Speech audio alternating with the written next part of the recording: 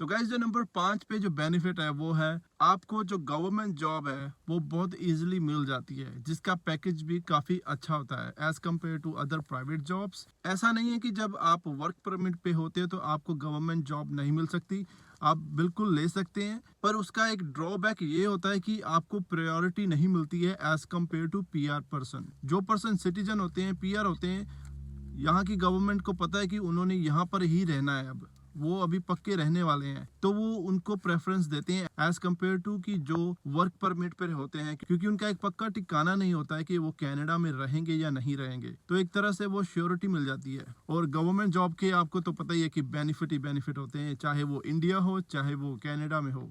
हालांकि इतना ज़्यादा फर्क नहीं है यहाँ पे कनाडा में, पर फिर भी एक तरह की सिक्योरिटी तो आपको होती है और बेनिफिट्स गवर्नमेंट जॉब के बहुत अच्छे होते हैं। तो नंबर 4 पे जो बेनिफिट आता है वो है दोस्तों फ्री एजुकेशन। आपको यहाँ पर स्टैंडर्ड फर्स्ट से लेकर 12 तक फ्री एजुकेशन मिलेगी। उसका एक भी डॉलर आपको पे नहीं करना पड़ता है एज ए पेरेंट और एज ए स्टूडेंट। आपकी जो स्कूल बस होती है उसका भी आप कोई भी पैसा नहीं पे करते हो, जैसे कि आपको इंडिया में अलग से फीस पे करनी पड़ती है, अलग से बस का पे करना पड़ता है, यूनिफॉर्म का। और यहाँ पे कोई यूनिफॉर्म का भी चक्कर नहीं होता है, कोई मसला नहीं होता है। तो जब आप कॉलेज में एडमिशन लेंगे तो as compare to international students जो यहाँ पर आते हैं, अगर आप ऑलरेडी पीआर हैं तो आपकी जो फीस है वो 3 गुना कम होगी। लेट्स से अगर आपने 12,000 डिप्लोमे का पे करके आ रहे हो इंडिया से, तो यहाँ पर उसकी फीस जो परमानेंट रेजिडेंट स्टूडेंट की होगी वो सिर्फ 2 या 3 हजार डॉलर ही होगी। इतना बड़ा मेजर डिफरेंस होता है जब आपको पीआर मिल जाती है। इसी वजह से बहुत सारे लोग यहाँ पर पीआर लेने के बाद ही अपनी मास्टर्स डिग्री या फिर कॉलेज की ग्रेजुएशन करते हैं। तो गाइस नंबर 3 पे जो हमारा पॉइंट आता है वो है कि आप कनाडा में कहीं भी रह सकते हो।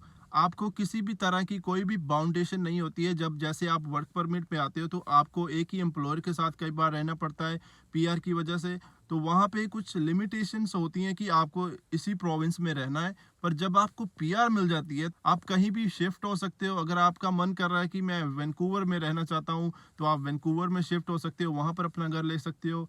किसी भी तरह की आपको कोई भी लिमिटेशन नहीं होती है कि आपने यहीं पर ही रहना है। और उसके बाद अगर आप चाहें कि आपने इतने घंटे काम करना है तो उस चीज़ की भी कोई भी लिमिटेशन नहीं है।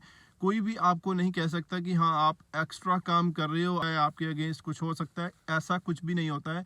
आप जितना चाहे एक हफ्ते के 80 घंटे चाहे 100 घंटे काम करना चाहें आप कर सकते हो। आप डॉलर ही डॉलर छाप सकते हो। उसके बाद जब आपकी पीआर हो जाती है वर्क परमिट पे भी अलाउ होता है, आप जितना चाहे काम कर सकते हैं। तो नंबर 2 पे जो पॉइंट आता है वो है कि आप किसी को भी स्पॉन्सर कर सकते हो अपने ब्लड रिलेशन पे। तो अभी ब्लड रिलेशन में आपके अपने पेरेंट्स, ग्रैंड पेरेंट्स, आप उन लोगों को स्पॉन्सर कर सकते हो। और उसके अलावा आप अपने स्पाउस को भी बहुत इजीली स्पॉन्सर कर सकते हो। तो गाइस नंबर 1 पे जो one of my favourite point आता है वो है यहाँ का फ्री हेल्थ केयर। यहाँ पे हेल्थ केयर बिल्कुल ही फ्री है। अगर आपको कोई बुखार है या किसी भी तरह की प्रॉब्लम यहाँ पर आ रही है तो आप हॉस्पिटल में जा सकते हो, आप अपने फैमिली डॉक्टर के पास जा सकते हो और उनसे प्रिस्क्रिप्शन लेने के बाद आप दवाई ले सकते हो। हालांकि उस मेडिसिन के कुछ पैसे होते हैं आपको पे करने होते हैं और वो भी आपका एम्प्लॉयर कई बार कवर कर लेता है। जैसे मैं जिस कंपनी में काम कर रहा हूँ वहाँ पर मेरे एम्प्लॉयर ने डेंटल, हेल्थ और